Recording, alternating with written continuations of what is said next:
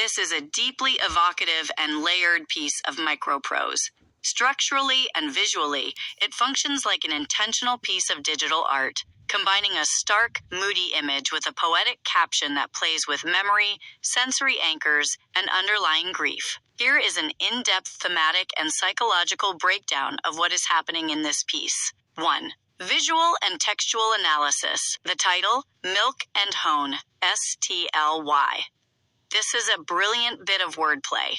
It visually collapses milk and honey, a traditional biblical and cultural metaphor for abundance, comfort, sweetness, and a promised land, into honestly.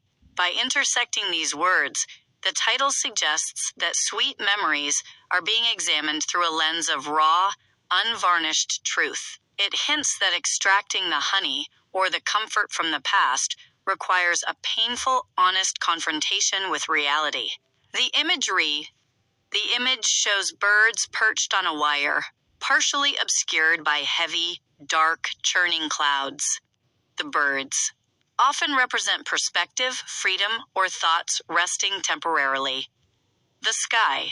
The contrast between the fragile living things on the wire and the massive, ominous sky creates an immediate sense of isolation or an impending storm.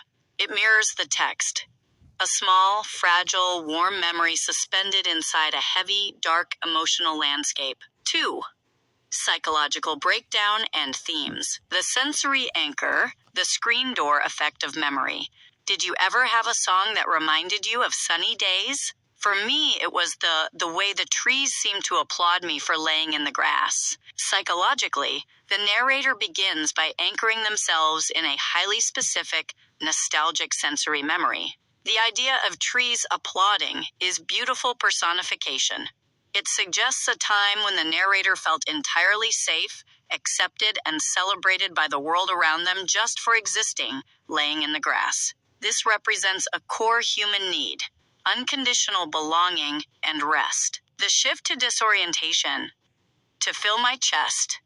I think that was the first time I had an orange. Pop was so kind to us. Just like Papa. Notice the sudden fragmentation here. The ellipses and the hesitant "I think" signal a psychological shift. The memory is fracturing or becoming elusive. The orange. In psychology and literature, citrus is often a powerful sensory anchor, sharp, bright, and intensely physical. The lineage of figures, Pop and Papa. There is a comforting, but perhaps confusing blending of paternal figures here. The assertion that they were kind to us reinforces that this memory is a sanctuary. The core conflict, the paradox of existence. The grandfather of one / and the grandfather of none. This is the psychological gut punch of the piece. It moves from concrete, sweet memories to a devastating abstract paradox. The grandfather of one establishes a singular, precious connection, the narrator's own relationship with the patriarch, and the grandfather of none completely destabilizes the previous line.